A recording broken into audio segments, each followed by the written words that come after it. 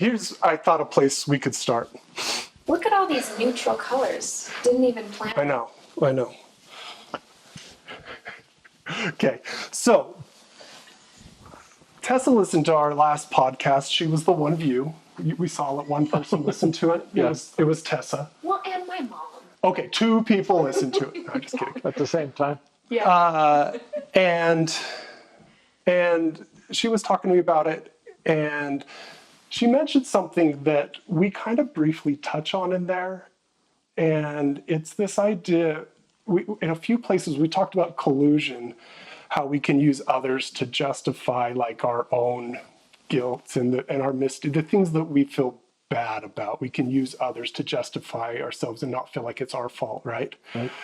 But in a couple places you talked about how that can be turned inward. Instead of colluding with others, it's almost like you can collude with yourself. And you talked about, like, one, you mentioned with your father after he passed away, that you were really angry with him. But another thing that could have happened is you could have hated yourself. Oh, I did that too. Okay. Yeah. Remember, I'm the guy who chased him out of the house with the gun that he killed himself. Right. Right. And so that hatred can be turned inward. The other thing that I noticed it in is you talked about, you had a time that you were working with women with eating disorders, but you tried to come at it with a new, fresh approach. For people that don't know, anorexia is the most deadly mental health issue that exists. It has the highest death rate. And you went in there, and you've told me this, that you went in there and you said, well, hey, is it possible we're not doing this right? Or that we need to look at it with fresh eyes and that our standard paradigms of what's happening isn't right? And you mentioned that you were doing, maybe I'll let you take this from me, but you mentioned you were doing a group with multiple women, and that one of them said something to the effect, no, I always turn it to me. And then you kind of had like this insight or this impulse, and you said, how many of you do that? And you were kind of surprised. Do you remember this? Yeah, it actually happened over a series. I asked, after I'd been there about a year, Arbinger had me come up and present what I was discovering. Yeah. The way I approached going there was, I just want to learn about this malady. I want to see how it plays out, but I also want to bring or look at it through the lens of self-deception. Might I bring something with that? I didn't know much about their success, their lack of success. I very quickly, within 6 months, I was actually surprised that the front door really is a revolving door, that they come and go, come and go, come and go. Yeah, the recidivism rate's really bad. They're bad. And so I began to think about it, and I tried to figure out what was happening. And so it ended up being, I was in front of a whiteboard in these groups I would talk about Arbinger in a way, and I'd use the standard diagrams, and they'd stare at me blankly. Mm-hmm. And I had this realization that any of those diagrams, they're just a representation. So if I draw a smoking, should we move this? If you want to draw. Yeah, let's draw. See the urge he wants to draw. Yeah, I'm a drawing. Now, Tessa, your job when he draws is to stabilize that corner a little. Okay. It's a little, we need that's my next investment. This is not going to be a great drawing, but this should make the point.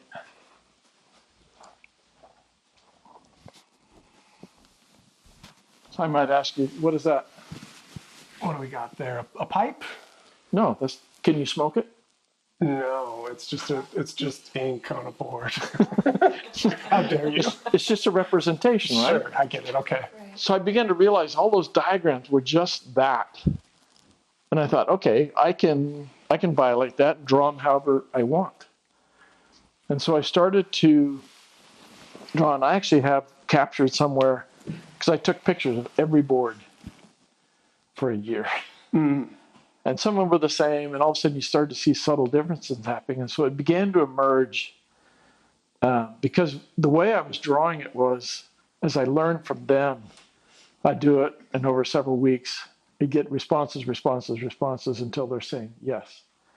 Now, I realized probably the most interesting piece was I realized very quickly that when Harbinger would do their workshops, they'll get to a place where they talk about, it's been given a variety of names, carry boxes, self-justifying images, inward mindset styles, okay? Can you try and give that a layman's definition? These would be characteristic, when I become self-deceived, there's sort of we kind of landed on 4 general ways that become characteristic of me to act when I'm self-deceived.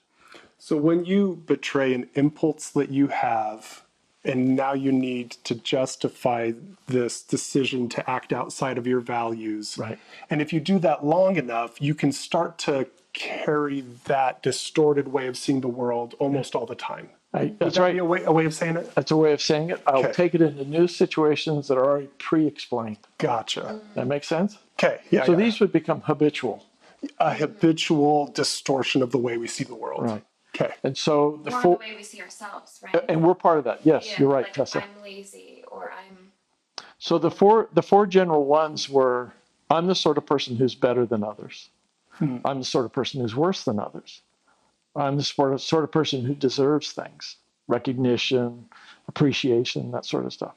A better office, a new car, a better wife, better kids. And the fourth one was I'm the sort of person who needs to be seen in a certain way. Need to be seen as this, need to be seen as that. What I found at this place, this hospital, was for months, 2 or 3 months, I'm trying to lay that out, trying to see if they identify with it. Blank stares. Yeah. And then it dawned on me, because I started one day, because I looked at the worst, what we call the worst sandbox, this standard where I see myself as worse than others. And I thought, I'm going to figure out a way to draw that on the board and see if that lands for them. Okay. So I drew it in a way that I had never drawn it before. And I just started this way, and I said, so if this is me, and I'm seeing another person as a person, it means certain things. It means that, well, right this way. So if I see them as a person, it means that they matter like I matter.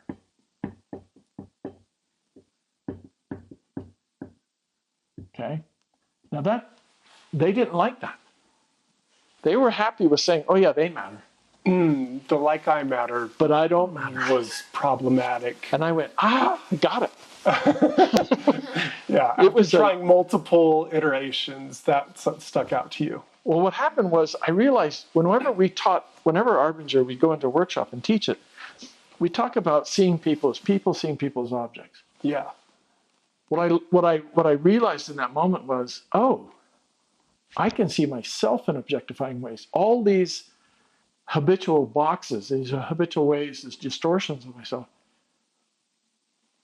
they're just ways not only of objectifying others, but myself at the same time. Yeah. It's inescapable. So if I go up here and I think this is me up here and I think I matter more, well, how am I seeing them? It's less than. I'm going to push them down. That's right. So I go up here and now I have this distortion. I'm more. Or I could do this one, which is I go down here and I feel I'm less. I matter less. And all the women are going, and I'm going, oh, you're talking about me. That landed, huh? And so I said, okay. So we began to explore. And I said, how come you feel less? And I said, well, Chris, how much do you know about perfectionism? And I went, and again, I had another click in my mind. I went, oh, you're telling me that you have this version of you, and this is a pedestal.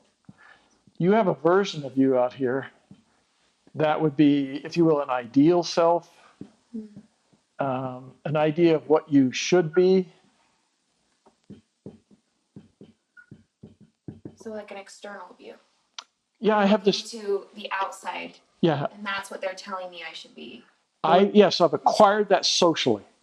In fact, the way I'd say it is, whether I'm here, there, or there, I'm constantly looking at my culture. These are humans.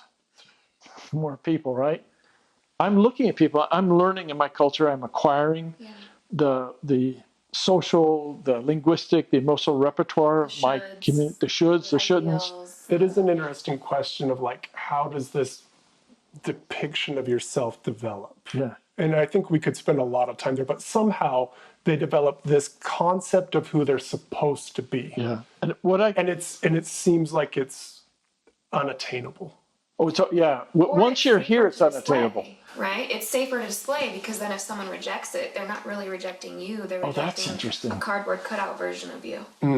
Not really And your true desires. And I can dismiss them in their doing of that. Yeah. They don't get it. Yeah. And I'm safe. The real me is back here, safe, not being shown. Right? Okay. Maybe. So let me just finish this thought. So I'm watching people across my lifetime, and I find I like something, but I'm also watching the watchers. And they're looking at here people going, ooh, and ah. And so I'm going, tuck that away. If I want that person's approval, their acceptance, then I'm going to try and be like that. So I begin to build certain things that I'm trying to be like. Right. And if they go over here and they go, ugh, well, I know, don't be like that person. So the shoulds and the shouldn'ts, the musts and mustn'ts, I begin to build those. And that is a very externalized sense of self, Yeah. to your point. So anyway, keep going. So it turns out you can't go here without having this split. And it seems to me that we now begin to compare. It's this comparison now of myself, my everyday self, and failures and shortcomings and screw ups that are in contrast to this. Contrast to the ideal self. The ideal self, this Yeah. this perfect self that I'm pursuing in our culture, right? Right. Because if I do that, I will get what I'll obtain is approval. What I'm going to avoid is rejection, things like that, judgment. Can I tell you what's funny about this to me real quick? Yeah. How often do you hear people say, I need you to build a positive self-worth. I need you to have, like, you know what I mean? And I need you to think highly of yourself. I'll do some self-affirmations. But to me, that may be the very pitfall that creates this, is this idea that I should be a thing and think about myself as a thing, and I should be this standard. To me, the way you get out of this is actually coming to terms with your own flaws and learning to sit with them. So the way I would Yeah. the way I'd follow up with that, Karl, if I can jump on that, is look, when I'm here seeing another person as a person, I see that they matter like I matter. It doesn't mean I see them as a flawless, perfect person or a good person. No, just they matter. They're a person. Yeah. They're human. They're equally human like I am. And there's all kinds of differences. And I'll make mistakes here. But that's all they are. Oh, I did that wrong. Oh, that was really unkind of me to say that, Tessa. I'm sorry. That's easy for me to do when I'm here seeing myself as a person. Mm-hmm. Down here, if I do something wrong, I do something bad, it means, as you know, I am bad. Yeah. This is shame, right? I didn't do something bad. I am bad. So when I put that on the board in front of the women, they were deer in the headlights. And it was uncomfortable for them because they felt the curtain was being pulled back on them. You were looking at Oz, huh? So I began to realize, I said, look, the solution to this is to abandon this malarkey and go back to here. How do I get back there? How do I begin to see myself in a non-objectifying way? How do I do that? Now, I don't know if you wanted me to talk about the exercise I did with the lady that was so revealing or not. Let me take a quick pause. Okay. And just see, Tessa, was this the kind of content you were thinking about? I'm just curious if it was the stuff that you kind of keyed in on that you thought was... Yeah. No, and you know what's funny is... Remember, it's just a representation. Right. It doesn't capture. Yeah. This is but a tiny slice of someone's life in a moment that they might be like this. In other moments, they're not like this. Yeah. Sometimes it gets really habitual and it eats up more and more and more of my day, my time, my week. Yeah. But how to talk about it, I was trying to key in with them how the women were talking about it. So back to the point I was saying about when Arbinger does the workshops, the women were not identifying themselves in this, what I call the worse than box. Yeah. They were executives in companies throughout the valley here and in Salt Lake and other places. These were very intelligent women, and they had been to Arbinger workshops and had missed this point. Well, and maybe I just want to add something. So I actually think there's a lot of cultural messaging that makes this less than appear kind of on the surface like an honorable thing. Well, it's Like, modest. yeah, if I give, if I accommodate, if I'm good at giving but not receiving, then I will be lovable or perceived as good. And so I think Yes. it's hard. I think we get small in Yeah. those spaces. We get less and less. Again, I like the horizontal line. Me, another person, their person, they matter like I matter. They'll have hopes, dreams, needs, wants, struggles, failures, all of that, just like I do. But in this one, in paying attention to someone else's needs, mine don't disappear. Both can exist. Both can exist. Yeah. And it's okay for both of us to have needs and struggles. And But down flaws. here, it's inherently competitive. Yeah. Comparison, competition. Comparison, competition. Am I as good as them? Not just we are all deserving and good. Yeah. Yeah. Yeah, this is where I kind of like, I mean, this is one of those great examples. I've shared before how I heard about the concept of dialectical behavior therapy, and I never understood what dialectical meant until someone explained it's two opposing thoughts existing together. And this idea that I am of the greatest worth and I can do better. I have value and flaws. And that those seem like they are mutually exclusive, but a person that can carry both of those thoughts, Pretty healthy. it's healthy. Yeah. Being able to say, like, I have a lot of value and a lot of flaws simultaneously. So I don't know what your experience is working with clients, but I did a lot of groups back then. And the move from here toward that sort of vulnerability, that sort of simple honesty, was terrifying for them. Oh yeah, it's sticky. That's where a lot of my clients, I think, get stuck. Yeah. Especially with issues like dating, eating disorders, different types where they're more rigid. There's just this fear of like, if I'm seen, like they almost can't face that fear of, but what does that mean? So Which only exists if you are being seen in comparison to others. But I think what's really fun it's the about dating scene. right. But what I think is really nice is when I interact with Arbinger seminars, all of a sudden it becomes this group of humans that are like, boy, are we flawed. And you know what happens intuitively that I love?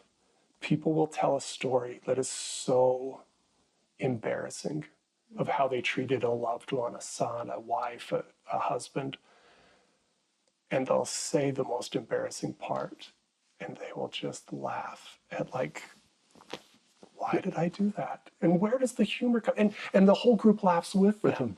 And it is like this, because the whole group is hearing, we are that, not he's that. Yeah. It's the whole group's hearing, boy, are we a bunch of messy humans. Yeah. And we can laugh about that and we can sit in that space. And I have never felt so comfortable with myself than sitting in a room with people just not trying to get attention at how humble they are, but just speaking honestly about the ways they struggle. All of a sudden I'm like, oh, like I can just be me. Like it's okay that I'm gonna mess things up over and over again. And it's not about that, it's about the response to that. Anyway. That one of my all-time favorite wake-ups about that one was in a workshop one time, and there was a young kid, 20-something, and we'd been there all week, so it was probably during times we were working with a phone company back in the 90s, and he was really struggling because he'd gone home the night before, and in an argument with his wife told her that he hated her. And so he's on the day Friday we're doing what have you discovered, and he's trying to sort this out. He's trying to be really honest in what he's learned. And he said, so I've learned I'm a jerk. I went home last night and I told my wife I hated her. And a guy, 5 guys over here from me says, I'll raise you 6 affairs and 40 years of alcoholism. And the kid relaxed. Yeah. It was okay. All of a sudden it was okay. Yeah, you did that. Let me tell you how many times I've done that. We're not going to think it's nothing. Yes, we've done that, but we're working on getting better. And that the guy raising, I don't know how many affairs he named, but he'd been terrible, and she stuck with him. He later explained more about that when it came his turn to talk. But there's something about the telling of the stories. I mean, there's a kind of structure to how Arvinder does the workshop, which is what we don't do is go in and say, you have this problem of self-deception. We go in, we say, we want to talk to you about this thing, and we're going to try to help you, learn about it. But we're taught as facilitators, I tell all the bad stories about myself. All the stories of getting in the box, seeing people as objects, seeing myself as an object, the collusion stories, those are all going to be mine. And all the good stories I tell that somebody else does. Yeah. Okay. Which we learned that took the heat off of people getting defensive and attacking the material. They went, oh, wait, the facilitator has this problem. And you want to have relevant stories, maybe not your worst, but relevant stories. Well, it has to be one that, like, it's meaningful. Like, Yeah. you really felt like you messed up in a significant way. Yeah. And you got to be able to tell the story from, like, yeah, like, I messed up. So here's my way of describing that. In order to tell your story of being in the box, you have to be out of the box. Because that's the only time you'll tell the truth about what you were like when you're in the box. Yeah. The guys are going, what are you talking about? But it's when I can tell my story honestly without any justifications. I'll weave my justifications in a way that you can see that's what they are. Mm-hmm. Yeah. And then they start to go, oh, this is kind of curious. Yeah. What is going on here? And then somebody else tells the story. I know what you're talking about. And they tell the story. And everyone's going, this awakening starts to happening with them. And that's pretty awesome. Yeah, I kind of like that concept you mentioned of, like, the guard that this kid had for I call him a kid, this adult man that yelled at his wife, and the amount of shame he had, and then all of a sudden you realize, like, oh, that's not what we're doing here. Yeah. What we're doing here is just being honest about what humans struggle with. Yeah. What we all struggle with. And I think, yeah, that's what you're leading people down by telling your stories of your embarrassing moments. My failures, my shortcomings, when I've been accusatory of others, when I've been demeaning, when I've seen myself as better, when I've seen myself as worse. There's an invitation. When I've tried to there. present myself in a certain way, trying to get people to see me in this way. Yeah. When you can tell a variety of those stories, you open a space for them to be able to see if that's even happening in their life. Yeah. And a place where they go, maybe I can tell my story without trying to get allies, without trying to justify myself, because he just told it. And I think people just feel refreshed. They go, oh my gosh, we can put it down? Yeah, I don't have pressure anymore. I can That pressure of trying to be, yeah. Well, yeah, that pressure is this thing again. Yeah. I have to, even in a meeting where we're talking about the very thing that would unveil this, we're still trying to look in certain ways. Yeah. We devised an exercise where we would put those 4 carry boxes, those 4 habitual styles. On a big sheet, we'd write better than, worse than, I deserve, need to be seen as. We put one of those in every corner of the room. And then we had about 10, 15 scenarios that I would have been thinking about or had prepared. And they were very simple. So now look, you might not go in the box. You might not begin to objectify yourself or others in this moment. But if you did, where would you go? And then we give them a scenario like your child gets arrested. This is a generalization, but all the women head for the worse than box and all the men head for the better than box. Well, that's interesting information. Yeah. And then you tell a different story. Here's a different scenario, and the people are moving. They're moving to different boxes. And even in that, you begin to realize, oh, in these kinds of circumstances, I go this way. In those kinds of circumstances, I go that way. Your boss chews you out in a meeting. Where do you go? And at the core of it is that we as humans really struggle with shame and guilt. And when we're presented with it, we have a myriad supply of tools at our disposal to turn that down. It's not my fault. My kid's an idiot, or I am not as good as them. And Yeah. And Yeah. the mothers were going, what did I do wrong? What should I have done? What didn't I do? And the men are going, I just didn't. Rotten kid. It's a bad seed. should have disciplined it more. Should have disciplined him more. But all those responses, none of them are compassionate or understanding. Yeah. But people go back to that center line. They just go, oh my heavens, my kid's hurting. Well, and they're not appreciating that your kid is their own agent. Like they get to make their own choices. And Yeah, that's a bother, that's isn't a it? hard one. Yeah. Okay. That's a tough one. So anyway, this was a way that this is such a specific thing. I don't know how far you can extrapolate it, but with the women and with the eating disorders, they really struggled in this sort of arena. I haven't even looked at the need to be seen as or I deserve or that sort of stuff. But what I found was this was the building of that inner negative voice. Okay. And it can only happen once I have a thing to compare myself against. Yeah. So what do you do with that? Now they have this voice that says, you're not enough, you'll never be enough, you're not desirable, you're fat, you're stupid, you're damaged goods, you're this.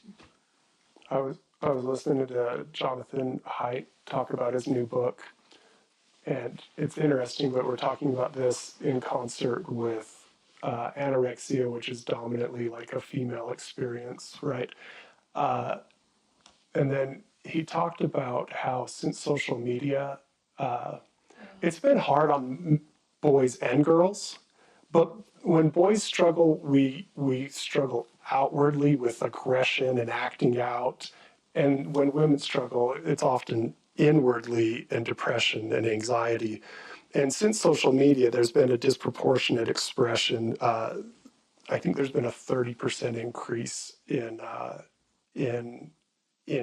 teenage girls experiencing severe depression or anxiety. And what I think is interesting about that is we're talking about this, because this definitely existed before social media. This concept of the ideal self that I generate in my mind and then constantly beat myself up for not being, right? That already kind of existed in culture, but is there a place where this is not more readily manifest, that people are getting on social media and putting up the best parts of themselves? And now, in a world where we used to just connect with, who do I know? I got to call my friends, and then I want to go to their house and I want to play or like do things, right? And I'm going to go interact personally. Now kids are exposed to every kid in high school and all of the best parts of them, right?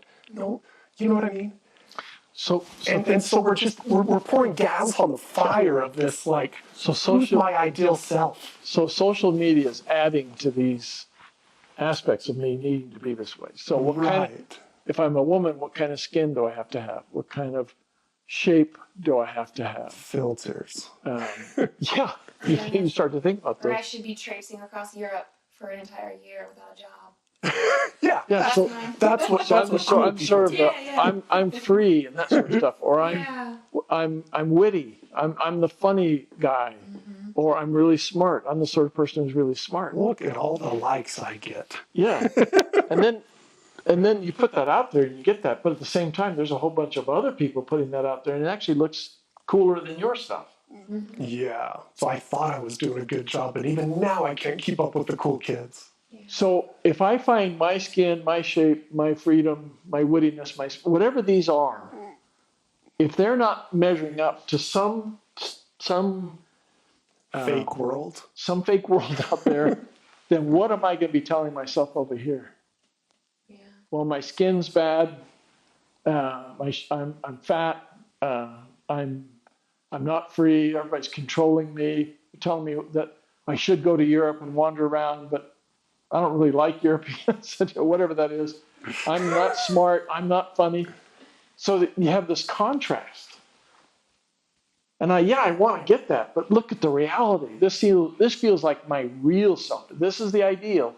This feels like the real self. Which is a less than. It's a less than. Well, look how horrible I am. I don't measure up at all. Well, and then like you said earlier, you're going to take that into everything that you do. You're going to carry it with you. So the next time you're faced with doing something, you're at more risk for already giving up before you begin, you know. I remember in high school deciding one time, I'm a junior. I'm going to go to a dance. Okay, so the dance is in 1966. Do you remember what dance was in those years? Oh, you wouldn't remember. I didn't know what they were doing. My mother had raised me to do the foxtrot, maybe this, maybe that, cha-cha-cha. And I'm going there and I'm watching this and I just freeze. And I made a determination in that moment, I would never go to another dance. I would never dance again. Because I knew if I got on the floor, everyone was going to laugh at me. Mm. So look what I've denied myself. Yeah, the world has been denied of Chris dancing. Well, my wife has been denied of me dancing. She loves to dance. Oh, okay. There we come back to reality. Can we go back to making fun of Chris and his bad dancing? It's easy to do, I tell you.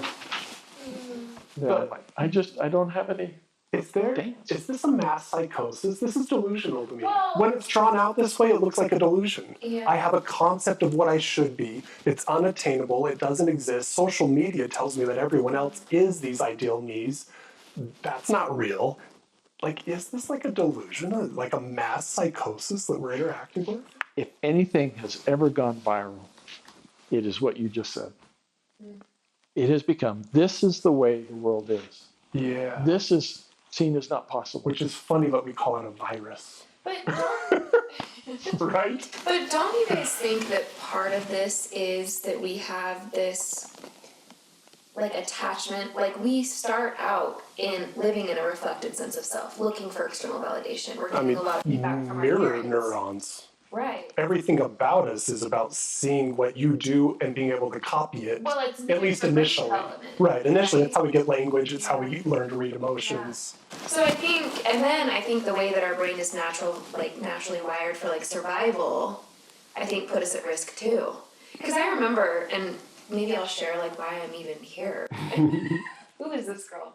Karl and I, we went to grad school together. Yeah. And I think one of the reasons that we were drawn to each other is because we... She's the only reason I got through grad school. Like, I cheated off all of her tests. No, I'm just kidding. No, but I think we... Believable.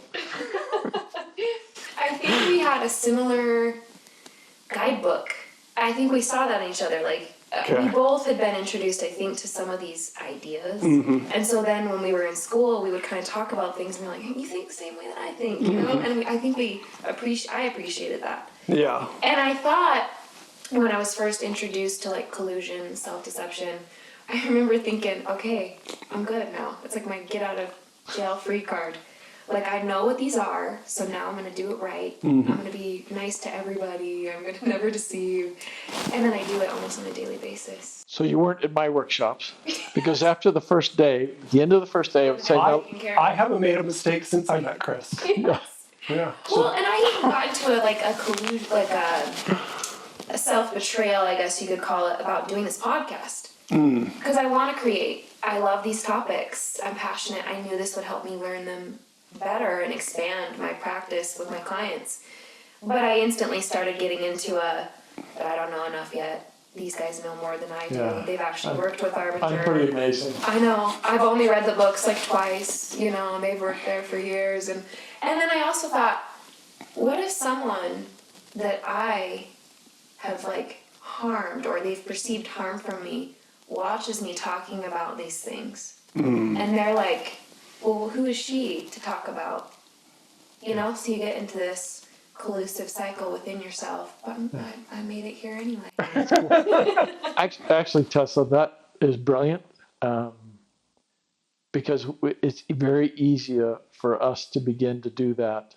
I'm only have worth or value if I meet with these things. And my own life, my own experiences teaches me I'm not that. And the worst thing about this, I don't know if this would represent it, but this thing is on a screw. Mm-hmm. And that screw is always pushing that upward. Mm-hmm. Every year of your life, it's unreachable, unattainable, completely unattainable. Yeah. And so even in considering anything we do, I think we're confronted by all our shortcomings and failures. I'm just kidding. It makes me think, it was one of my favorite things when I was 20 and dumber than I am now. You came home early from work one day, and first you gave me a speech about, Karl, don't work too hard. It still makes me laugh to this day. He's like, just don't do it. And he didn't even qualify. But then we were talking a little bit, and you said, all right, Karl, what's your purpose? And I was like, I don't know, Chris. I'm sure you're about to say something meaningful, and I can't guess what it is. So why don't you just tell me, right? But he says, your purpose is to participate. And, you shared your story about like, just, you're going to put something out and people are going to see it. And maybe somebody's going to, like, who is she to like act like she has all the answers and she was mean to me in high school and just all these reasons why you shouldn't be able to participate in this. To share goodness and to share. Right. Yeah. Right. Anything you've learned, discovered, changed. Right. And what I loved about that moment, I've carried it forever. It's a real core principle to me. If my purpose in life is to be funny and I can't make you laugh, then I've got to figure out I've got to come up with some reason. Either you got to be too dumb to get it, for sure. Like, you just don't, I am so funny. Why wouldn't you laugh at me? You must be an idiot. Or I can turn it inward and be like, I thought I was funny and I'm not. And I have no purpose. And they didn't laugh at me, right? If I think it's my job to be the prettiest, the most handsome, I want to be the cool guy. I want to be smart. I want people to see me as smart. What do I do when I fall short of that, right? But if my purpose is to participate, what I love about that, there are moments in my life when I was in a room and I was the best in the room at a certain thing, right? And participating meant, hey, be the best right now. Right now, you know more about this than anyone. Be that. But then there's been other times when I'm in a room and I'm surrounded by people that are more expert than me. Participate, Karl. Oh, will you teach me about that? I am not very good at that, right? Yeah. Participate really does solve comparison. Just be where you are and be whatever you are, and that's your purpose. And there will be moments when that means you're a leader and you're lifting others and you're instructing others and you're knowledgeable. Great, enjoy that moment. But I'll tell you this, I always feel like a student to Chris, which you don't treat me that way, and I know you don't see yourself that, as the one that knows everything. But I always feel like a student to Chris. I've loved participating in our conversations, right? That's what it feels to me. Right. That's what's funny Because about it, I can learn from you. Yeah. And so even though I look at you as a mentor, you're just participating, and in moments that you have something to share, you do. Now, I mean, I like that. I probably would say something different today. Okay. Participating is a behavior. How dare you? But it's I get what you're saying. Yeah, so yeah. let's get a little better here. So I can participate in a way that I see and treat others and myself as objects, or I can participate in a way I see and treat people as people. Because we're participating even when we're doing this malarkey. Yeah. We're engaged, and it's a really construed way. It's this and that. But I think when I hear you talk about participating, you're talking about I'm going to show up, I'm going to be real, I'm going to be authentic. If I have faults to share, I'm going to do that. If I have a skill I can share, I can do that. If I have a curiosity and an interest in what you're doing, I can do that. I can be with others. I love that kind of participation. But I've also been in places where I participate, but I make people uneasy. Mm-hmm. So I had a professor who took me aside one time, and he said, "Chris, you have to change." And I went, "Oh, about what?" He said, "You go around arranging yourself in the minds of others." Mm-hmm. and I was undone. I was just destroyed by that. It was said with immense consideration and care, and I turned that inward on me. Mm-hmm. Oh, now he's seeing that I've been unveiled, I've been uncloaked. He sees me for what I am, and he must hate me. And he didn't. But I went home that night and chewed myself out, and I came back the next day. He just greeted me with like he would have any other day, and I was confused. It was hard for me. It took me centuries to learn to show up. That's how difficult it was for me. Decades, let's go for. I I'm mean, sorry? you're old, but you're not that old. Okay, was it decades? You said centuries, and Chris, It feels that way. I know it feels that way, but it's just been decades. Okay. But decades to learn how to just be. Yeah. Yeah. So just acceptance of yourself as a person, a human. Yeah. Yeah. It's Which means also accepting that you're flawed. yeah. And that you have a brain that's wired, I think, a little bit against you. Tell me what you think about that. Well, I think, like one of the things is that our brain is geared for survival. That is one of its top functions, especially our emotional brain. I'm the crazy guy who says that's one perspective. One perspective. What's your perspective? That's a possibility, but I've never been quite convinced of it. I don't know. Well, we have a part of us that definitely is. If you That's strip certain back the brain cognitive regions. mind Yeah. and you get into the primitive mind, we still have that same part of our brain that monkeys and animals today are operating on, which is that fight or flight amygdala. Which I believe is Right. where information, when it comes into the brain, goes first. And then Yeah. later, it will try to tie cortical reasoning to identify what this meant or what do I need to do with Yeah. this. We talked about that I love in it. Johnson's class. Yeah. So I don't know. Sometimes this is one area where sometimes I get to tell Chris things. But he's going to disagree. No. Well, he will if he disagrees. But Doesn't mean I'm right. I just yeah, see it no. There's differently. this. Well, there's There's something more than just the brain. Like, when you look at brain structures, it never quite feels like enough to describe human capacity. sure. Yeah. I don't know. Well, and tell me if this is what you're talking about. But we took a really great class taught by a guy named Michael Johnson, and it was all about what was it? Good gracious, I can never get it. Pathophysiology, neuropathophysiology of mental health or something like that. But basically, like looking at the structures of the brain and the function, what changes in different mental conditions, right?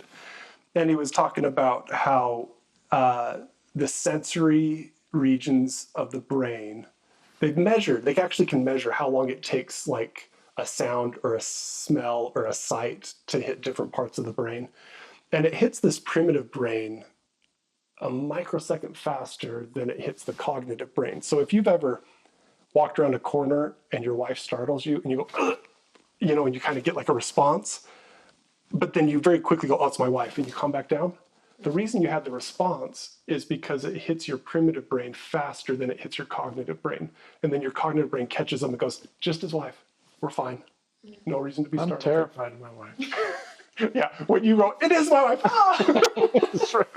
I was scared and I'm more scared. I mean, I've had those moments. I grew up in Idaho, driving down country roads. The houses are far away from the road, but the mailbox. Driving, you think it's a person. Yeah. You look again, oh, it's just a mailbox, But the problem is that in human interactions, I don't know that we can as easily get feedback into, oh, it wasn't that. Like if someone looks at me wrong and I'm convinced that they don't like me, it's harder, I think, for me to go back and be like, was that just a mailbox? Were they really mad at me? Yeah. So it's complicated. It's why I use the phrase. It's a common therapeutic phrase. Make the implicit explicit, because I have seen this with clients before where the leaps and assumptions they jump to off of a look, and I go. We can read a lot off of one look. Which is interesting because the brain's actually really, really good at that. The entire right hemisphere of the brain has no language, and yet it has a function, and it's all the instinct and intuition, right? And so we really are good at reading things, at reading people and that kind of thing. But I don't know, and maybe it is this thing where we spend so much of our time in a comparison that everything that we look at just gets distorted, and somebody looks at you funny and you're like, you create an entire narrative off of a look. Yeah. Like they're thinking this, they feel this towards me. Yeah. So try this sentence on for size. We never encounter the stimulus directly. Everything is perception. We never encounter the stimulus directly. All is perception. Complicated. Well, to me, it's pretty simple in the sense that if I see a look over there, I'm going to assign meaning to it. The look itself doesn't have it. They themselves have something going on in them. Yeah. But I'm assigning meaning to stuff all the time. Mm-hmm. So if I punch Karl and he, it hurts him, well, probably not. I'm not much anymore, but if I were strong enough to punch and hurt him, that would be a stimulus that did cause a response, right? His body responds. But if he gets angry at me, that's perception. Because he'll be seeing that I had the power to not do that, and I went ahead and did it, and I'm trespassing on his rights. I shouldn't have done that. And all that informs my sense of injustice, or his sense of injustice, and how I think about that. There's always a translation happening. Always. Right. And I think that we can close the gap on that translation. Like if I said, why did you hit me, Chris? I can close it a little, but even then I'm just getting your perception of the moment. There was a story. It was a profound story for me. We found it in the June edition of some Reader's Digest. It was a 2-paragraph and a line story. It blew me away. The person who wrote it, we never were able to find. We contacted Reader's Digest, tried to find it. His name was Dan Grayling, Greyling. He said, my aunt, who was from South Africa, had been traveling Europe, was now on the last leg of her journey. She finished being in England. She's at Heathrow Airport. She's taking off for South Africa. And this is in the, I want to say the 80s, 70s. So there's no 911, there's no airport security. People are just wandering around. Anyway, she has her luggage and she goes to a little shop and buys a package of cookies and a drink, okay? And she goes back over to a place and sit and wait in the boarding area for her flight to be called. A young man comes up and sits next to her. And she nods at him, and he nods at her, and she goes back to looking at the newspaper she also purchased. Well, a few moments pass, and she hears a rustling of cellophane, sort of the tearing of it. She looks over, and he's taken her package of cookies, opened it up, and he just took one. And she is astounded. Yeah. And she's upset and wishes she could, say something, but she says, it's not easy for a woman to speak up, blah, blah, goes through her head. But she wants to do something, so she reaches over, looks at me and takes a cookie from the package and eats it. Yeah, to be like, keep your hands off mine. Yeah. What are you doing? And he takes another one. And these are probably like, I don't know, wafers or something.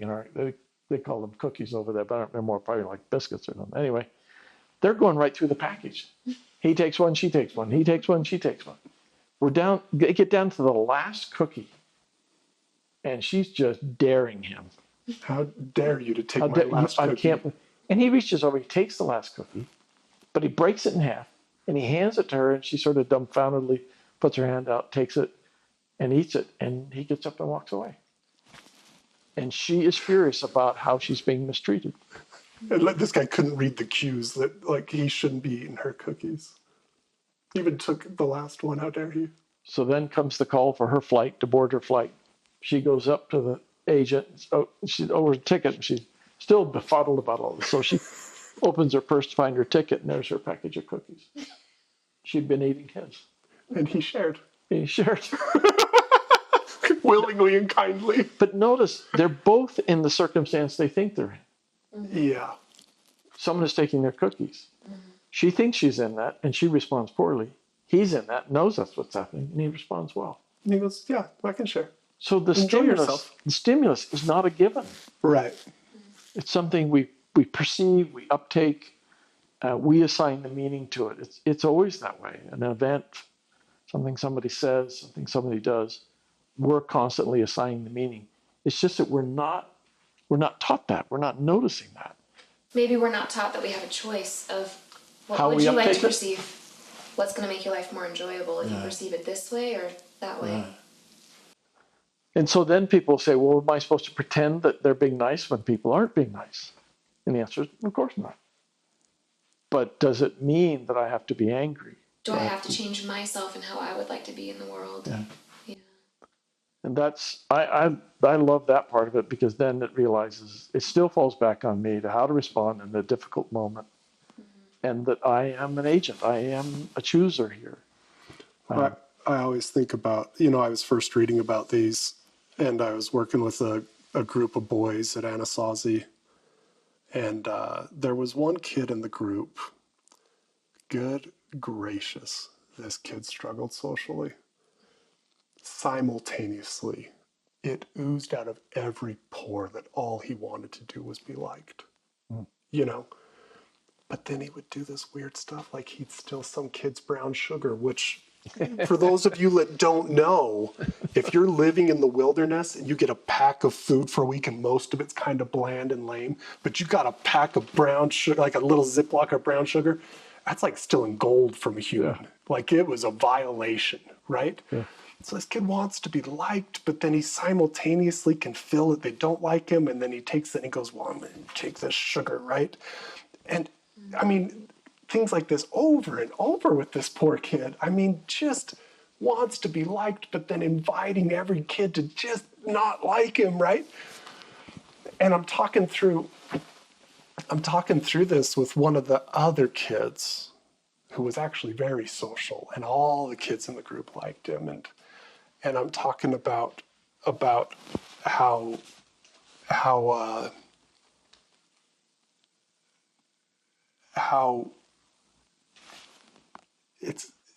we don't have to hate this kid. He's inviting us to, but we don't have to, right? Yeah. And the kid said, I deserve to be angry. And I just thought that was such a fascinating phrase. So my question would be, why would you work so hard to feel miserable? Why would you want to feel justified in feeling miserable? What's so fascinating about it to me is deserve to be angry as if it was a goal in life. I've earned this anger and I hate it. And to just realize like that poor kid is only making in actuality, he only is making his life hard. We're choosing to allow him to make our lives hard. But we're not mistreating others. We're not carrying around frustration and thinking like, I wish I was cool, but I'm not. And these kids are mean, so I'm going to steal their sugar, right? You can just say, oh, how hard would it be in life in a way that you go around taking from others that you want to like you? How hard would that be? Yeah, what's going through my mind, there's so many things that were not verbalized. I remember you telling me the story years ago. And at that time, I didn't have these thoughts. But as I think about it now, what I see is if he's working so hard to be liked, they're actually working pretty hard at not liking him. They're not giving him that. Yeah. They're finding him clumsy and he's not cool and he doesn't get it and he's not socially adept, etc. And so they're able to hold off. And so it's the dance. It's collusion all over again. Mm-hmm. It's not just him. And they're not innocent in that. Well, that's why they are holding to their anger. I deserve it. I have a right to feel this way. I'm not in the wrong. He is. He took my sugar. Yeah. Yeah. And what do we get for it? We're justified and we're miserable. And I'm still thinking about whoever that young man was in the airport, that he's willing to share even his last cookie. Oh my gosh. I don't know how hungry. It's such a simple story. Well, what's so fun about that story is they were both faced with the same injustice, and one of them got angry, and the other one said, "Have a cookie." Yeah. And that just embodies perfectly that, yes, we can be mistreated, we can be wronged, and it can even be an actual wrong, not I thought somebody was taking my cookies.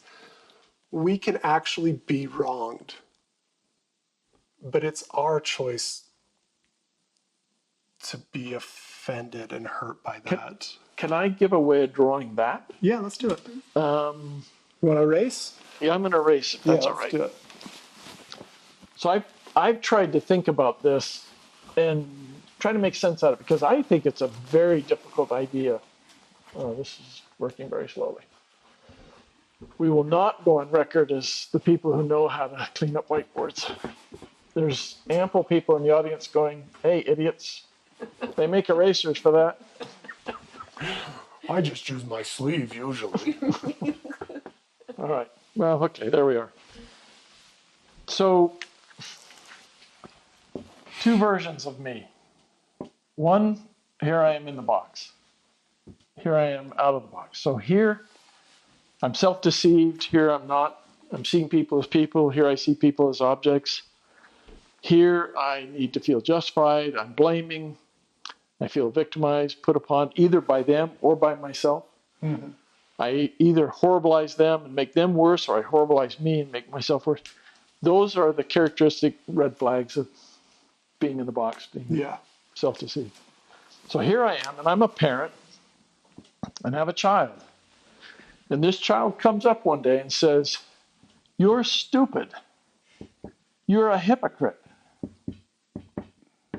You're the worst parent ever, and I'll never love you." Okay? So that's what's coming at me. Well, if I'm in the box, what do I hear? Mean, ungrateful kid. You think I'm stupid? You're stupid. I'm a lot smarter than you. No, you're not. So one way to It's represent just you guys, isn't it? Most days. most of the time. If Chris was a better artist, you'd see like the depictions. So one way to say that, what he sees, thinks is that they, the child, they are a problem. Now there's the other version we've talked about where I am the problem here. Yeah, I suck as a parent. I can turn that all inward. Yeah. Let's hold off on that. Also a distortion. Keep going. So that's what I see. Well, they are a problem. Now it's proof. Look at they. And did you all see that? Did you all see? I wish I'd had that recorded. Yeah. Now I'm out of the box, and they say the same thing. Mm-hmm. Now what do I hear? This kid's struggling. How about this? Would you be okay with this? They have a problem. Mm-hmm. And I might be part of that. Yeah. Now tell me about that. What a difference that is. Mm-hmm. So this is the same stimulus, so to speak. Yeah. But how I uptake it, how I see it, is actually determined by whether I'm seeing people as people or seeing people as objects. Does that make sense? So the lens is the key. I mean, essentially, the box is perception is the key. Yeah. Yeah. So if I'm objectifying people, I'll misread their looks. Mm-hmm. I'll misread their tone. I'll misread what they write to me, what they text to me. I'll misread. I cannot see it for what it is. Mm-hmm. This blew me away because all of a sudden I was convicted by this. Because I've had kids say stuff like that to me. Sorry about that, by the way. Pardon? Sorry I said all those things about you. I've never gotten over it. And I've had that response, and I've had that response. Right. Sometimes it depended upon which child. And then I realized I had favorites, which was so helpful with the rest of my kids. Yeah.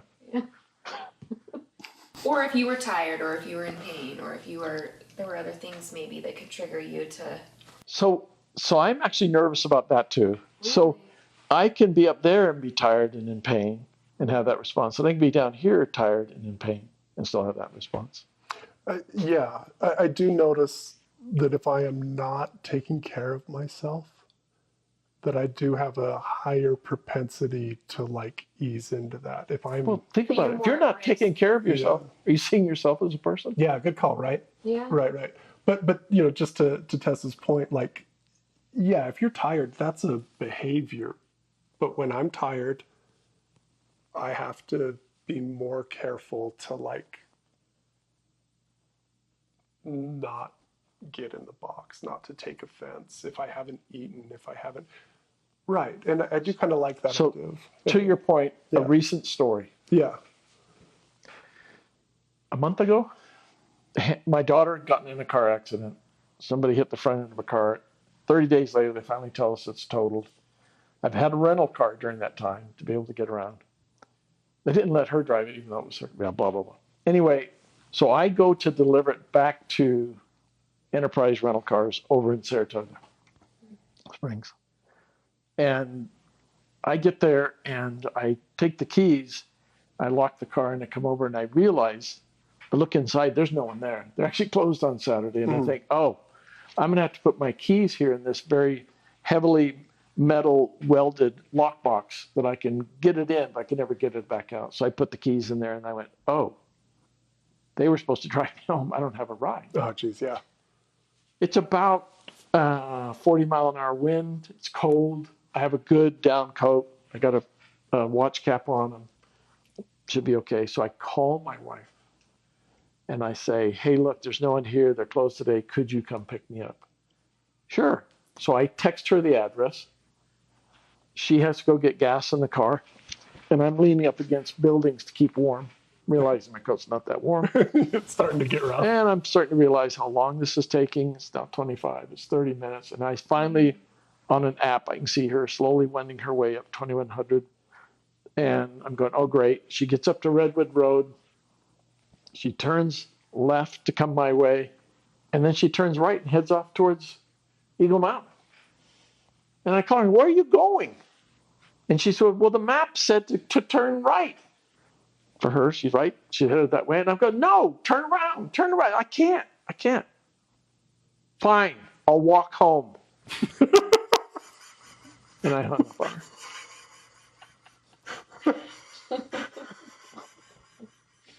I know it's impressive. It makes sense. I'm just laughing. It was a 40-minute drive, and you're going to. I estimated somewhere between 6.5 and 7 hours walk. Yeah. And Sorry, I don't mean to laugh so hard, But that really was- funny to me. so I recently listened to a podcast my friend Chad Ford did on Faith Okay. Matters. He's talking about the tragedy in the Holy Land between Hamas and Okay. Israel. Yeah. And he said he found this thing that I found interesting. Just, oh dear. He said in these kinds of conflicts, notice that, and big and small, notice that if I can't win, that one of the things I now do is do everything I can to hurt you, even if it hurts me. Mm-hmm. And I win. gracious, suicide bomber? I just did that. Yeah. I just did that. I'm going to go hurt myself. But actually, for me, it's also a way of showing how bad they are, what situation they put me into. But I've also known situations where I've been defeated at something. Somebody else has won some game, something so simple as that. And I'll make some comment to get them, some dig at them. Oh, yeah, you always got to win, don't you? Yeah, Mr. Win Everything. And then I'll turn to my buddies later and say, yeah, did you see how I got him on that? Yeah. Even though I've lost, I still have to hurt someone. Yeah. Put a dig in. I I'm need going the all my conclusion of this story. And I'm hoping it's that when you hung up on Debbie, she went home and let you lock up for 6 hours. That's what I'm hoping happened. Well, let's find out. Tessa, we're doing an interview here to find out other people's responses. What do you feel? Should Chris have walked home or should she picked him up? I'm guessing Debbie picked him up. I bet she had a good attitude too, and I bet that really made you mad. I started walking. So I go up to the Redwood Road and I'm walking it because I've been hiding in the building. I go, okay, I'm just going to walk home. And I take off And I see her car come back to Red Bend Road on the app, and I go, okay, now turn this way. She comes down, picks me up, and she says, and I just said, look, you're going to get the most abject apology ever. And I'll try to stay this way as long as I can. I couldn't look at her. Yeah. I thought, what a scoundrel. You were embarrassed. I was thinking, get off your high horse. You may do these podcasts and think it's really important what you're telling, but I'm still living it. Yeah. So Yeah. it's not, back to you made a comment that, you read this stuff and I'm not going to do it again. I get it now. I'm never going to do it again. I really know this stuff to some degree, and I don't know it when I'm there. Yeah. It all goes away. Yeah. I used to tell people at the end of the workshop, I'd say, now look, because people shared stories and hearts are softened, especially toward their youth at Anasazi. I'd say, now look, I need to be upfront with you guys. Most of us, including myself, by the time we get in the car and get back on the freeway and head to our hotel or wherever we're going, we're going to get back in the box. Something's going to happen. And we're going to right back in. So just know it's going to happen, and that's okay. Just recognize it for what it is, have a good laugh, and move on. And I'd get all kinds of emails saying, true, it happened. Discovered my wife doesn't know how to take directions. And, they would have some explanation. I'm going, oh, married the same woman. But that's what happens. This stuff doesn't insulate you from ever doing it again. Yeah. It just helps me find my boxes, maybe a little quicker, and get out of them. Yeah. That's been everything for me. Yeah. I wish I were box free. I don't know how to do it. And I think that's what I've noticed is I'm just able to navigate them more artfully or get out of them quicker. Yeah. It's the biggest gift Yeah. and I'll get in the box for weeks towards someone I really love. You know what I mean? And the whole time for weeks, I'll have this little quiet voice that goes, you're wrong, Karl. Just soften. It's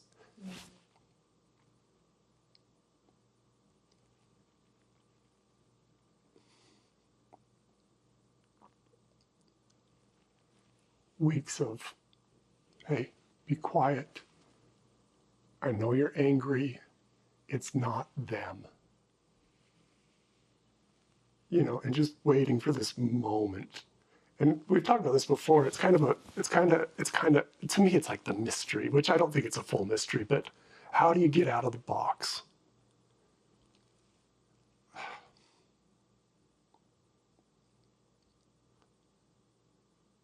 I don't know that it's a mystery, but I think that it's a gift when it happens. This little moment that allows you to just say, hey, you could have done that different. And you don't have to carry war in your heart towards others. Yeah. And it can be a conversation or a song or I don't know what it is, but there's these little moments that allow you to get out of it a little bit, Anyway. So I asked Terry Warner about that because I had an experience. Do you remember Lene Tozak? She was this blonde girl from Canada and made me look dumb, and that's hard to do. She did it within a minute. She had great insights. And I was talking to her one day, years after she'd been facilitating, and she said, I discovered something recently about myself. She said, I've gotten really good at getting out of boxes, but I'm also really good at getting back in. I've not been really deeply changing. And she said, I'm trying to figure out what to do with that. And I went around I just wanted to get away from that conversation because I knew that was me. She was describing me too. Yeah. She wasn't trying to, but I was going, oh my heavens, that's me. So I went back and I began, I said, I'm going to try something to myself. And what I was going to do was when I found myself in the box, I wasn't going to try to get out. I was just going to stay. And the staying, though, was different. It was just notice what's happening, Chris. Notice what's going on inside you. Notice what's going on over there. Notice how, she just frowned. Just notice the conversation ended. Notice that I can see her jaw clenching. I can see him he's done with the conversation, or whatever it was, just notice and stay. Don't try to get out of the box. Just stay and be alive to what's happening with them. What's it like for them to be on the receiving end of me in this moment? And when I did that, when I really just stayed there noticing that, I would find I was out of the box. Well, there's a wild contradiction there. And the contradiction is the box is meant to distort perceptions, to justify. Noticing is not allowing you to distort the way you like, the way that would help you like be justified and stay in the box. The noticing in and of itself. Well, how dare you answer that question? Okay, so the way you get out of the box, everyone, is just notice. Or just try to just stay kidding. That's kind of a funny one though. But yeah, that's fascinating. So I went to Terry Warner and I explained what I was doing. I told all that to him, and he said, I have one word. And I'm, oh, okay. What's the word? He said, receive. He said, you're allowing yourself to receive their humanity, which is being broadcast to you all the time. Getting out of the box. We're receiving, Martin Buber said, we're receiving signals all the time, but we encase ourselves in armor, ward that off, so we don't actually have to have a real experience in a relationship. Well, because if I get more information or I perceive your humanity, then I have to adjust or I have to change. Well, it is the adjustment. I don't see those as steps. I don't see it as turn taking. I see it all happening at the same Doing time. those is the adjustment. Yeah. I'm just engaged in it and it's happening. Yeah. But the moment I can see that this is hard for them, as opposed to seeing they're trying to do something to me, I feel something loosen inside me. Mm-hmm. And I go, oh. Nice. Would you be open to an apology? And look, I realize that they may not. Doesn't matter. I need to own what I've done.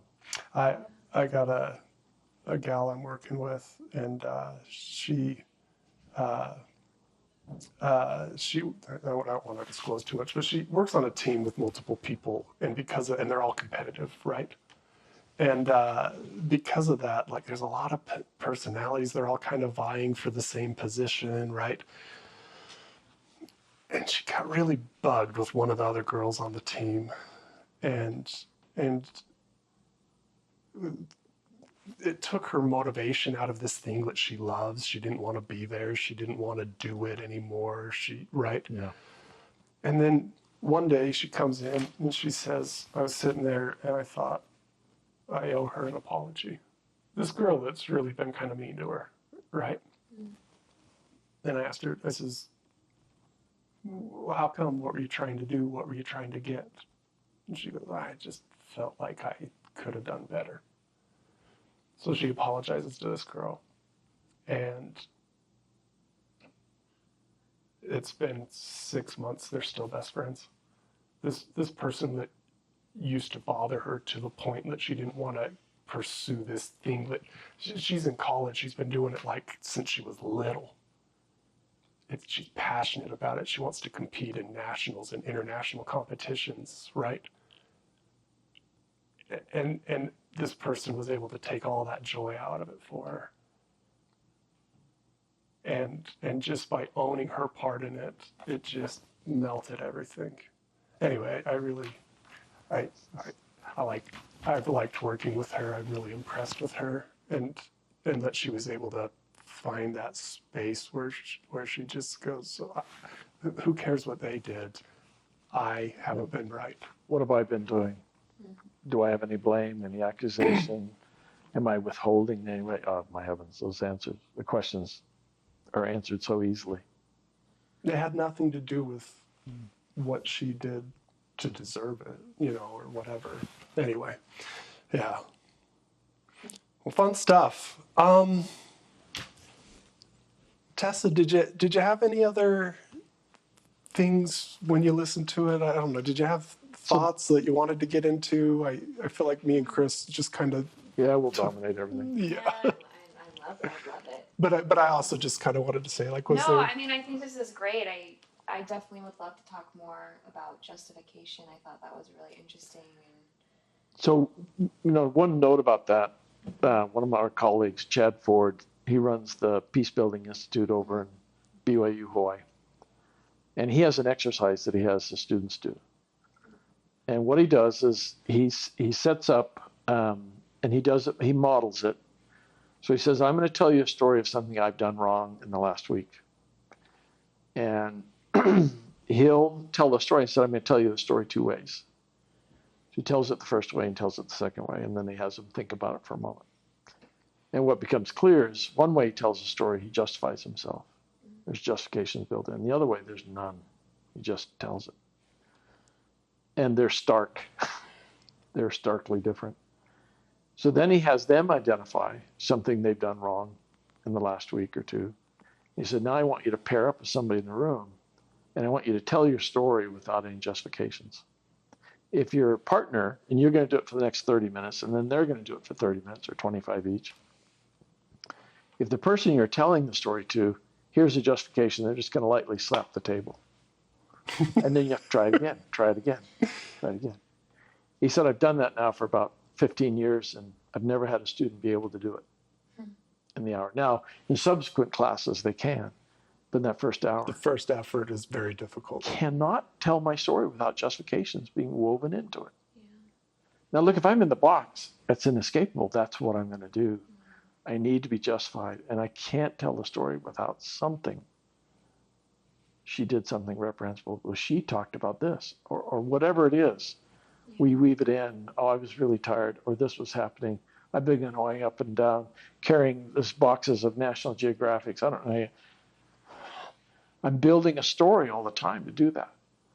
So I met a woman recently who had been one of his students, and I said, did you ever do that exercise with Chad Ford? She says, yes, that's when my heart changed towards my stepfather. Just in telling the story without justifications, all of a sudden she saw him in a completely new light. So there's another very strange way to go at how do I get out of the box? We'll try to tell your story without any justifications and realize how hard that is and how hard because I'm in a state or a condition of self-deception. I can't just tell my story purely in that condition. It's going to come out wretched. But if I hear that across time, I just picture, I just picture a cacophony of slaps. Yeah. And it's what happens. That's really funny. So the justification I find fascinating that is there. Now, one of the interesting things about Arbinger, I don't ever hear talked about, but when we tell stories of self-betrayal in there, what they'll do is they'll identify, here's 3 basic ways we might see people as objects. Might see them as an obstacle, a vehicle, an irrelevancy. Project is a combination of vehicle and obstacle. You're an obstacle and a pain, but if I work on you and you get better, then you become a vehicle and you make me look good. If you don't, you're an obstacle. So, I mean, there's variations of that. But when we tell stories of self-betrayal, I had a sense to do this and I didn't do it. It's almost always we tell stories of when we see people as obstacles. It's much harder to identify a time when I saw someone as a vehicle in a story of self-betrayal. Mm-hmm. So I heard one once. I can't see mine very well, but I heard one once that blew me away. We were doing a training on a Thursday and Friday in New Jersey with a company that does schools. They create schools internationally for expats. And the company policy was Friday was casual. You could dress down. You didn't have to be in business casual. You could just be in casual. And one of the women went to the manager that day and said, tomorrow's Friday in the training, can we come casual? And he said, oh no, you have to be business casual still because we're in training. Okay. Well, she said, as I left the room stinging from that, I realized those 2 people over there didn't know that. And so I didn't tell them. So they would come the next day in casual. Mm-hmm. And I was going to prove him wrong. Mm-hmm. So I didn't say anything. And I said, that's a remarkable story because you're seeing him as an obstacle, but they're useful. They're vehicles to you. Mm. Now that's a really different kind of a story in terms of how I'm seeing them. I don't dislike them. I actually kind of they're useful to me. So it isn't that when I'm in the box, I always disliked people or I'm angry at them. Sometimes I'm pleased with them. Yeah. Yeah. And it's even harder to recognize when I see someone as an irrelevancy. They talk about sometimes, I mean, pop psychology, or I guess just what people find fascinating, interesting. People, it's funny, all the diagnoses that me and you aren't sure we really believe in. Like, are we sure that narcissism's a thing, or is it just insecurity and self-deception? Right? Are we sure that narcissism's a thing, or borderline, or I don't know, there's a lot of them, right? But the real fun ones to talk about are like sociopaths and psychopaths, right? Yeah. That's if we wanted to really get people to watch our podcast, that's all we talk about. But the problem is maybe not completely, but largely, I don't know that I really believe in those, except for maybe in the most extreme cases, like Dahmer, Ted Bundy. When I learn their stories, I go, there's something broken in the brain. They're not connecting something. They might be like a legit psychopath. But when people talk about psychopathy, they talk about, in my abnormal psych class in my undergrad, the teacher talked about how psychopaths love, but it's always in the context of them. So I love you Because of what I do for you. and because of how you help me create a version of myself that I like. And so like, you know, they'll have relationships and they'll even have like spouses and all that, but it's always going to be, you need to reinforce my view of myself that I like. And if you challenge it, I will decimate That just you. feels like the pendulum's going from vehicle to obstacle. Right. Right. Either for me or against me. But it's all centered on like, yeah. And there is like a real, even with Bundy or Dahmer, there is like a really deep insecurity there. Like Bundy wanted to be seen as special and smart. And it's even fascinating. I don't know if you watched it, but they did like a good Netflix special on him. And initially he gets caught and he plays it exactly right. He goes, I don't know what you guys are talking about. I'm sorry, I don't know, right? But then he ends up in jail and he escapes and he takes off for Florida and they catch him again. And this time he realizes, like, people are paying attention to me. And the bravado that comes out of this man. He comes out, oh, I see here that you guys think you have your man. And he sees all the cameras and he's playing for him. Dude, the bravado and ego is almost astounding. It's really fascinating to watch. But it may all be rooted. That may just be the most extreme example of insecurity and a need to be seen as a certain way, a comparison. Bundy may be just the most amplified example of the things we talked about today. When you talk about those, I mean, when I think about that, and look, I don't have the depth of understanding around that. You're way past me on that. But those 4 boxes, so the better than, I deserve, the worse than, and the need to be seen as. So when we first presented, we were trying to simplify it, make it more edible, more people could get this. So we came up with these 4 general.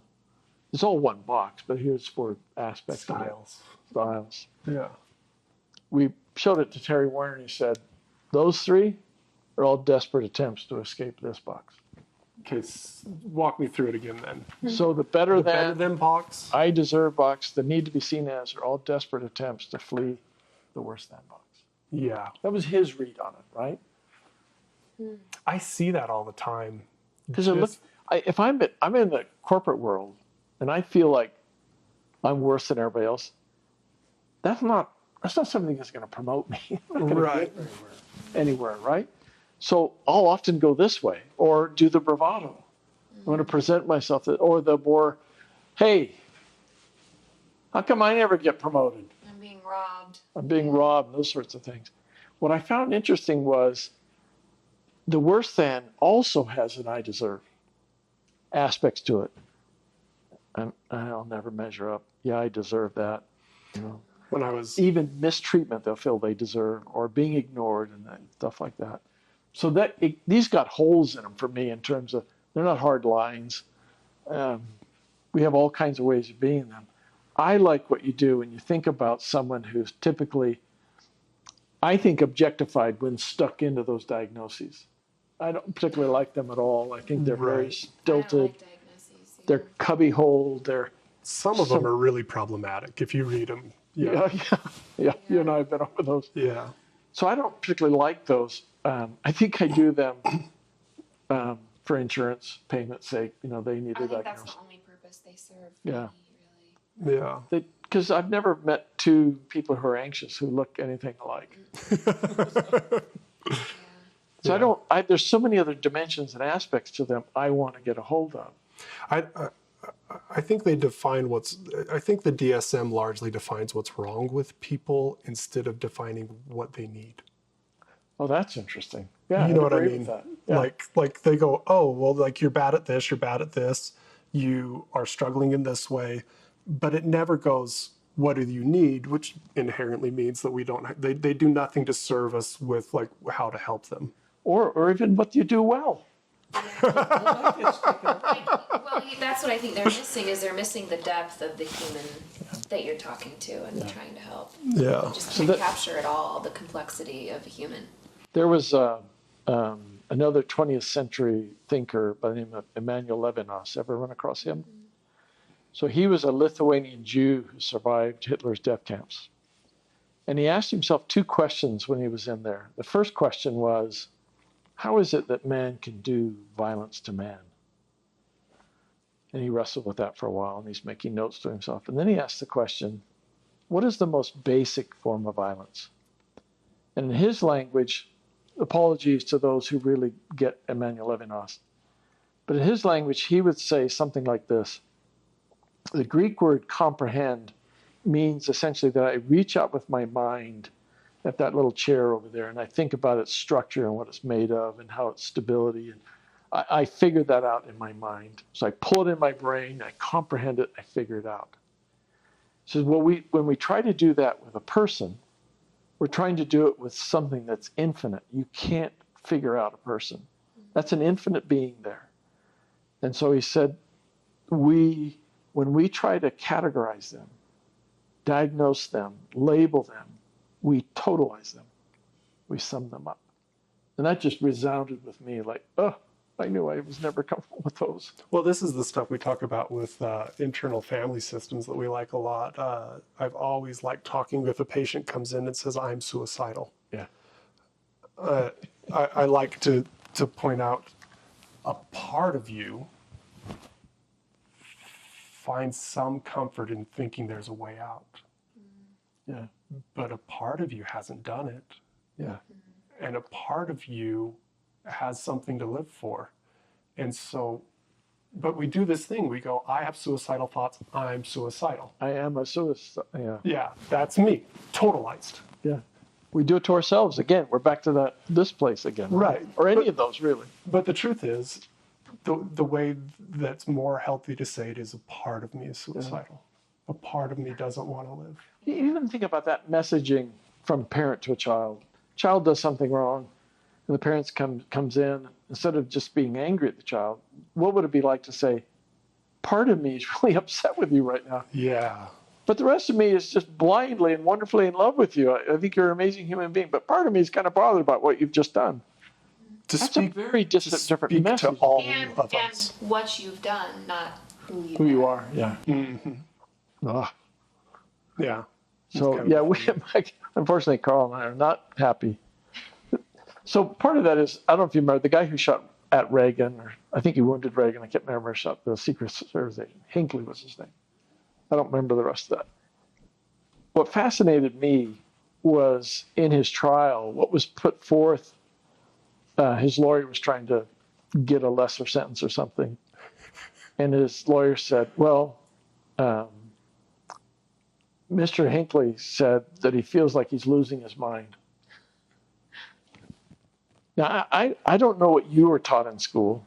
I don't even think I was taught about this, but I remember sitting there thinking, if I'm really losing my mind, would I be aware of that?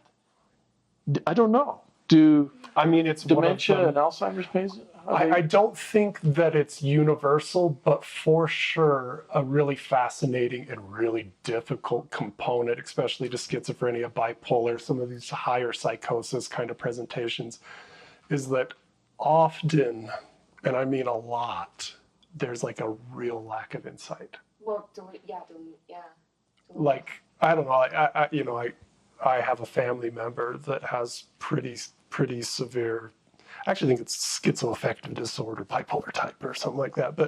But he'll go manic and he'll start sleeping less and less, and he will really, really struggle to put the world together.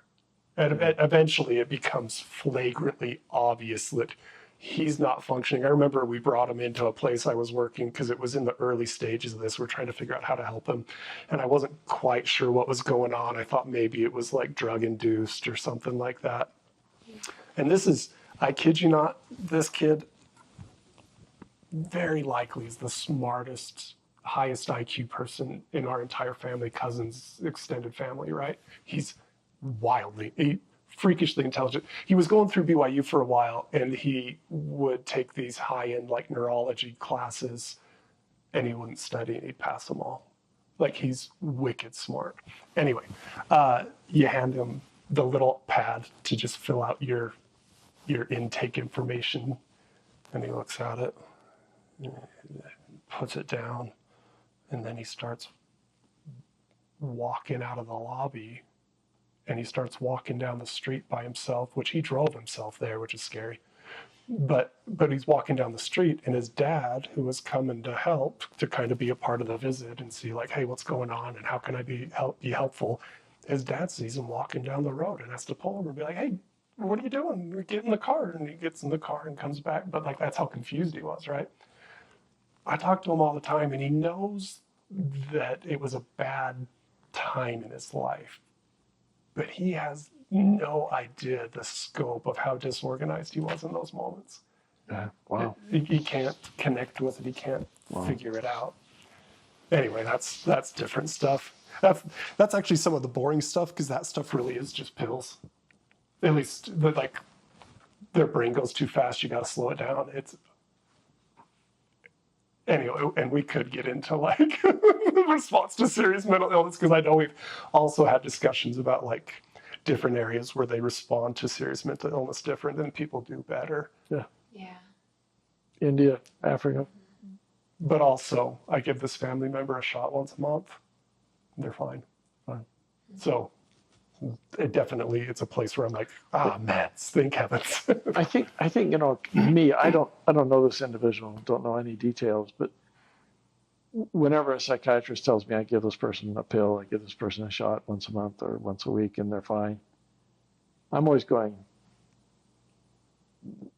they're probably more manageable. But what's their life like? Yeah, like, what do you define as fine? What is that for them?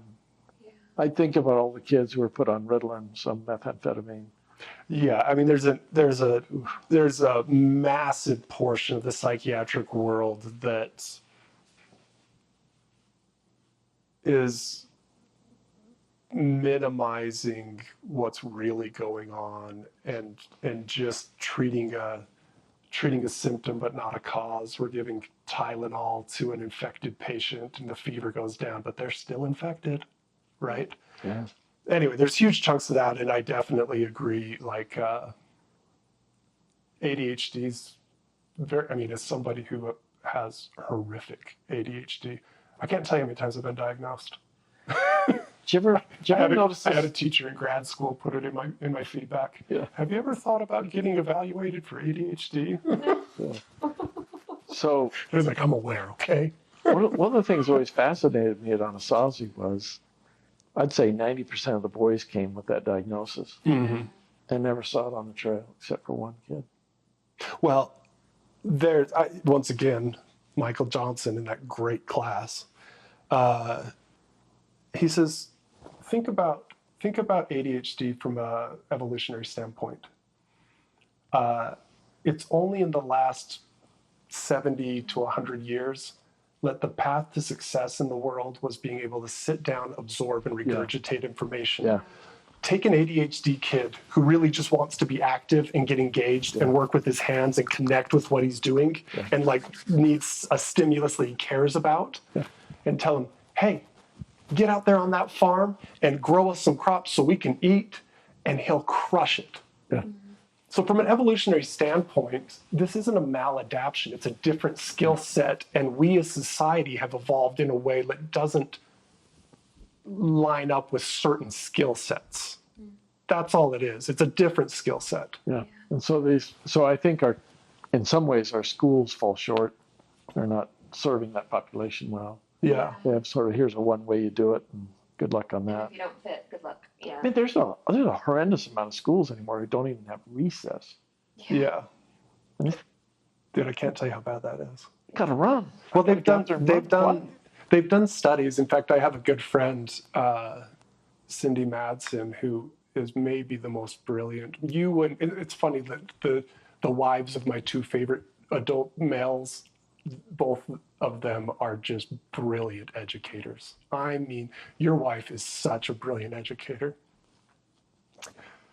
And so is Cindy. And Cindy talked about these studies she read out of England.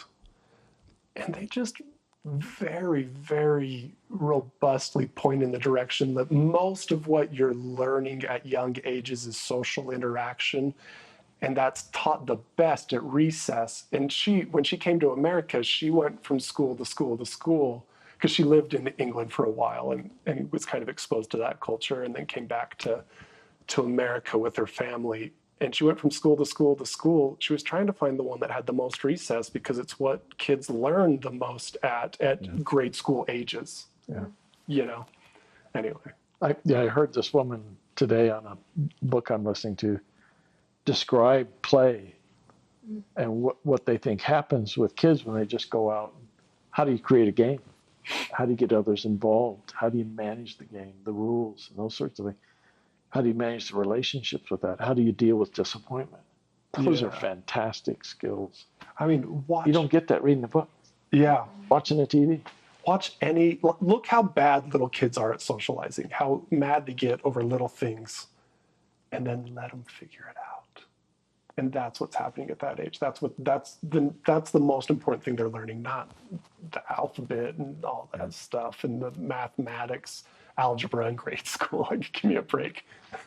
and who needs a kid that's brilliant at math but can't navigate the world socially? Yeah.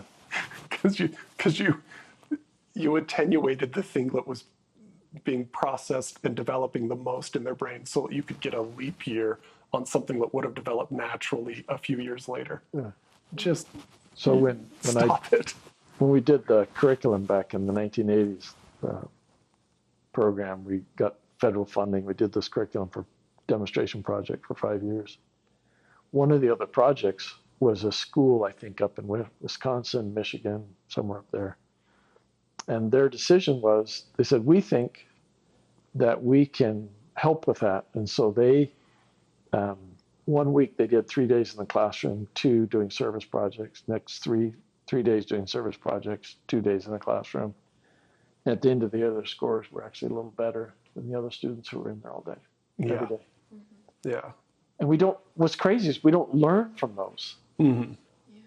I don't even know what schools are anymore. They seem to be just preparing kids to take tests. Well, I got this on my never-ending list of things to look up, but in California, there is a school that they're calling project-based learning, Interesting. and it's got some really promising, and apparently they're trying to bring it to Utah, and it's kind of that idea of, let's form a project, and then you're going to develop the skills and the social skills to complete this together. And I'm like really intrigued by that. I'd love to know a ton about that. Yeah. Richard Long would be a fun one to sit down with because he's assistant principal down in Arizona. And he's telling me about all the things they do. And he's talking about these group-based learnings where like the kids get into small groups of 4 or 5 kids, and then they have a topic that they're supposed to explore together. anyway, that's inventive, and that's like more intuitive to like, once again, you're socializing with peers, so you're getting that aspect, and you're exploring things to the things that Richard's doing in Arizona and in the school system. Every time I get him to start to kind of share like visions and concepts, and dude, if you want, there's some good programs. There's some good schools getting better at educating in Arizona because Cool. of Richard and people like that. Yeah. And yeah, I like that. really fun. Well, I'm exhausted. is anyone done talking yet? I'm exhausted. All right. Well, let's call that a day. That was really fun. Thanks, Chris.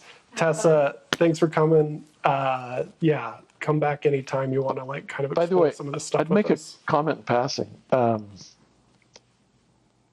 Arbinger for decades, and mostly still is, was taught by white males. And I was always surprised because there were a couple of Amber, Lene, a couple of women who would teach the workshop down at Anasazi. And on rare occasion, we'd have Debbie do that. One day, Debbie was teaching, and that I made a point to always do this from then on. My office was just off the room where they taught. And so I would, on that particular day when my wife was teaching, I just kind of was going to listen in, see if she was really doing it right. She had discussions around the material I never heard happen in a room run by a man doing that. And I think it's, in some ways, I always think it's a mistake to keep me talking about it because I'm going to do that to you. I'm going to give you this male sort of an idea. But when women teach this, they teach it very differently, has been my experience. And that obviously reaches women better. So there's unexplored ways of looking and thinking about what Terry Warner is suggesting that we're struggling with here. And so I hope you'll come again because I think that viewpoint matters. I loved when you push back on some of the things I say.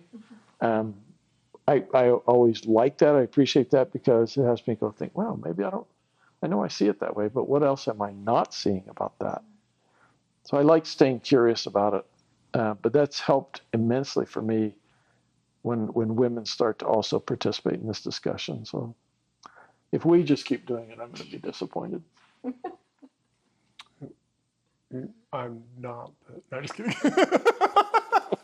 No, I feel the same way that nobody knows this. Well, Nobody there's has no this thing figured out. Yeah, there's no thing to figure out. It's just how am I going to be with others? And Right. And here's one thing I like. I've had moments in my life where I go, oh, I live in a bubble. And there are thoughts and worlds out there that I just have no exposure to. Do you want to hear one? And if I don't talk to more people and be curious about other people's thoughts, then my world stays small. Yeah, and yes, I do want to hear your small world. This is a new story. So I just had a client come Tuesday. We've been meeting for a couple of years. Delightful. I really enjoy this client. He's tried psilocybin. He's done ketamine, tried psilocybin. So last 2 weeks ago, he goes to Tucson to do ayahuasca. Okay. 3 nights in succession out in the Sonoran Desert. I'd just love to be in the Sonoran Desert. That's an amazing place with all those saguaro. He's out there and he said, after the first night of, the nausea and throwing up and the diarrhea and all that sort of stuff, he said, I could smell this thing and it was an unpleasant smell. He said, I didn't smell it on anyone, but it seemed that wherever I went, I could smell this. Goes through the second night and said, I can't see it. I go out and get in the fresh air and it's a little better out there. But I just don't like the smell. And it's just sort of in the back of his mind the whole time. So on the third night, he goes and he says, I want to ask when I'm on the ayahuasca, what's this smell? And so he goes in there and he says, he says, what is this smell I'm smelling? And his leader in that, whoever's in he's seeing and been willing to talk with, says, that's the smell of pornography on you. It's in you. And he said, I have been undone by that. He said, I can't figure it out. How could that be even possible? Okay. Thoughts? I got a lot of thoughts. I actually really like psychedelics to a degree. I think they have a place, but it's not universal. And if you talk to people, what I find with anything, so we're in an interesting time in the world, or in America, or in psychiatry, because psychedelics are coming back into the zeitgeist, and because we've had a 40-year dearth of it, I find that very few people can talk about them from a neutral position, or even just be curious about them from a neutral position. They either are like, that's the devil, and it's sinful, and it's wrong, and you're going to ruin your life, and it's a drug, blah, right? Or they're a little too excited about it. You know what I mean? Yeah, they're for everyone. Well, and people will talk about this idea of, they call it a noetic experience, feeling that you have interacted with the truths of the universe, right? And if you talk to like psychonauts, is what they call it, like psychedelics, they're just passionate about it, and they will talk about like, the universe taught me this and that and this and that. Here's my view on it. Brainwaves form through repetition, and pathways in our brain form through repetition. There's a saying in neurology, it says neurons that fire together wire together, right? The more that you use a certain pathway of thought, the easier it gets for it to fire, and the more that it happens in your brain. And this is like musicians. If anyone's ever learned an instrument, I remember that I'm not very good at guitar, but I can play a couple chords. But I remember the first time, it was like so tough, and I had to look and think and go, put right there, and then pluck here, and then do this, you know? And now I've got some muscle memory, and I can go chord, chord, chord, chord, chord, chord, chord, chord, chord, chord, chord. And I don't think about it, my brain just knows to do it, because those pathways have fired enough that my brain knows how to do it, right? Well, let's say you've got a pathway in your brain that is always producing this result of, I'm just not that good, right? I kind of suck, or I'm depressed, or I'm anxious, or I'm suicidal, right? Yeah. Anyway, you've got this path that's been exercised for years, and it's producing a bad result. In general, and this is a gross, simplification, but in general, psychedelics take certain parts of your brain and they go, shh, and it allows other parts of your brain to speak louder. The other parts of your brain are not the truth. They're just a different experience. And when that happens, people do have, it allows the emotion centers of the brain to get real loud, right? Because there's less cognitive, reasoning kind of tamping those down. And so they feel very deep and meaningful, right? But it's just an experience. And really the way I look at it is, it's not a truth, it's different. And if it is a positive, and it's one that helps you see the world in a happier, better way, see yourself in a better way, see others in a better way, then good gracious, take that experience and just soak it up. But here's where it gets in trouble. If you tell a person that psychedelics are going to show you the truths of the universe, and something negative happens in there, Yeah. because I'll get that. I'll have people come out of ketamine and they're like, this happened. And if that was the truth about them, this dark, negative thought they had, well, how destructive would that be? But if we could go, okay, so that's a different experience. Can you be curious about that negative thought? Can you say, why would this be in my mind? Even if I don't like this feeling or this thought, is there something I can learn from it? And now you're getting a different experience, and you're always trying to steer it towards health and positivity. And that's kind of how I interact with psychedelics. I do think they're valuable. I've interacted with them. I've taken ketamine a couple times. I haven't talked to you about this. We ought to do it sometime, but I have tried psilocybin a couple times now. And I don't want to do it tonight. We've been going too long. But still, yeah, I'm tired. But still, it is an interesting thing that he had this smell to describe a action or habit. Yeah. That link is fascinating to me, which is like, is that just the brain body connection? That was his brain's way of identifying this is icky. And when I smell something icky, that is how I would maybe describe this action, this behavior that I'm doing that I know is icky. Yeah, it was really interesting because he said I smelled it the whole time I was there. After the first night, I could smell it. They were in a yurt, and he said there's other people there. I didn't ask him, was everyone bathing, not bathing, stuff. But it's just a real curiosity that association would have happened, and I just thought I don't know what to think about that. But what's interesting is, like, I remember going to a place in northern Idaho when I was a kid. We were camping. And I remember asking, I don't remember if it was my mom or my aunt or someone, but I remember thinking, do you guys smell that? There was like some weed or something that was really to me. I noticed it and no one else really did. That little skunk weed. Yeah, something. I don't know. And I don't know. There's a reason they call it skunk weed. Yeah, and maybe he was catching something, but he was like, "Oh, it must be this." Well, but nobody else was smelling. Yeah, I don't know. I don't know if you know this, but I read this in a book called Ghost Map, which is about the 1854 cholera epidemic in London. And the guy makes the observation there that because at that time in medicine, miasmas were the cause of a lot of diseases in their mind. And so these noxious vapors, bad smells. And he makes the observation, he said the nose is about 1,000 or 10,000 times more sensitive than the eyes. Because you can smell decaying matter, but you can't see it.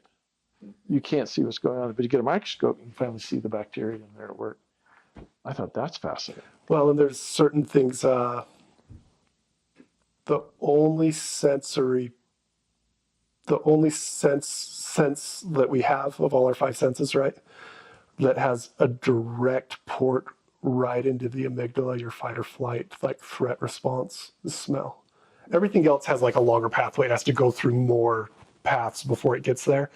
But that's why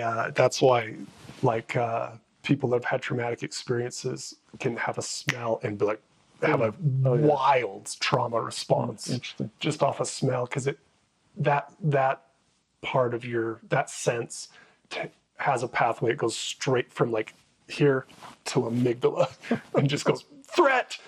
And so, yeah, it is fascinating.